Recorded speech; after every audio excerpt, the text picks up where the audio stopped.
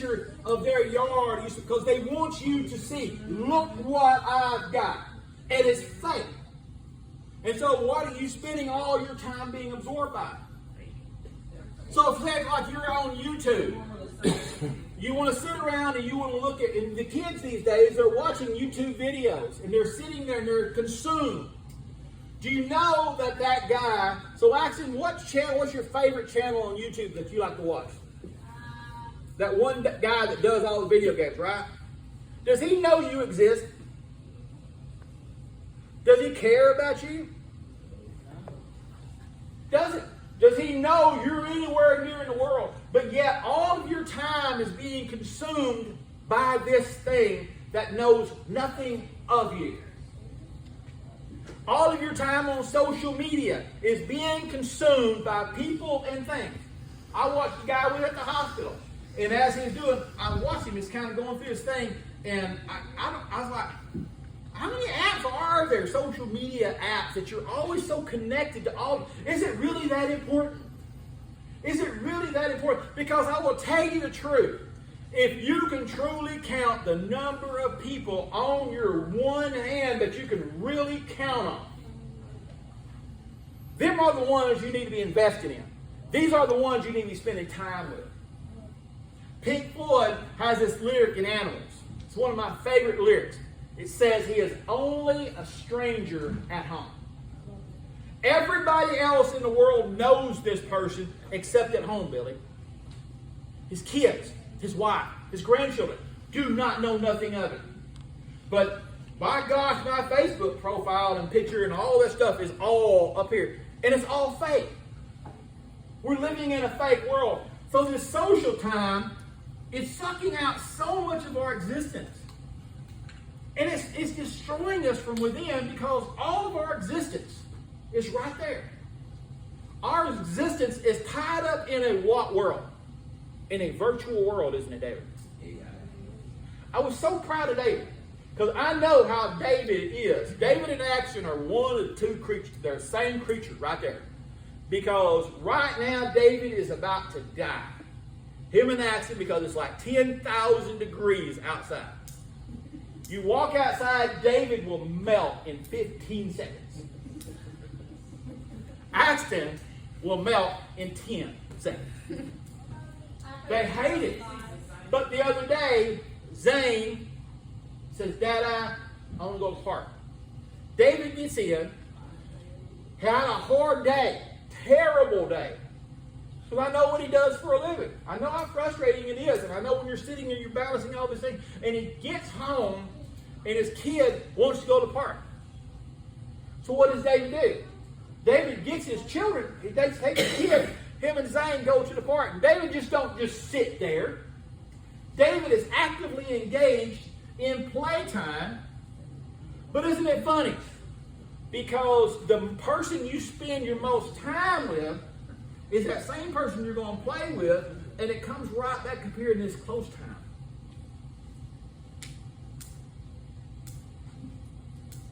How do I know when a person is making progress?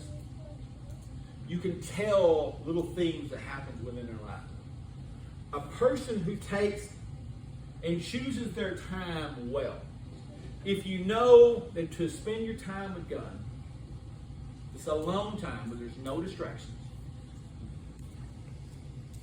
It teaches you how to deal with that one that you're closest to. Your alone time is, again, it is not time that you spend with a tablet or with a computer or with a TV or with a fishing pole or with a rifle or with whatever you choose to occupy your mind with. That's not. That right there is a total other, and I would call that, how would I call that? Downtime. It's the last thing we need to talk about. Downtime is very important. Time lengths that you spend down. I can tell you, because I know you need some downtime. You're burning both ends. And I love you, but you're burning both ends. You're consuming you faster than you realize it. Because you've got your mind set on this goal and you don't take time down. But you really just kind of stop. Do you know in the Bible and in Psalms, they introduced this phrase? You know what it is?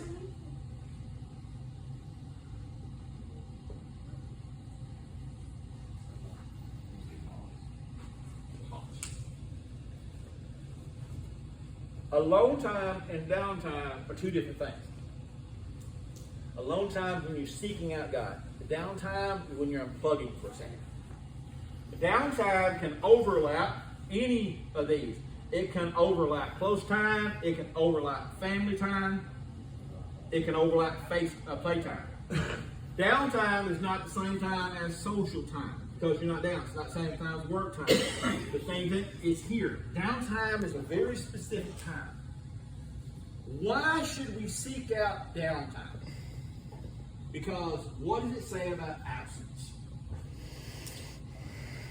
Absence makes the heart grow fonder. You need to spend time down and away from that person you love most.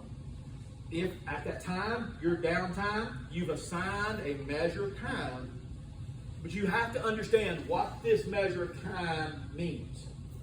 Because for every dollar you spend is a dollar you got to what?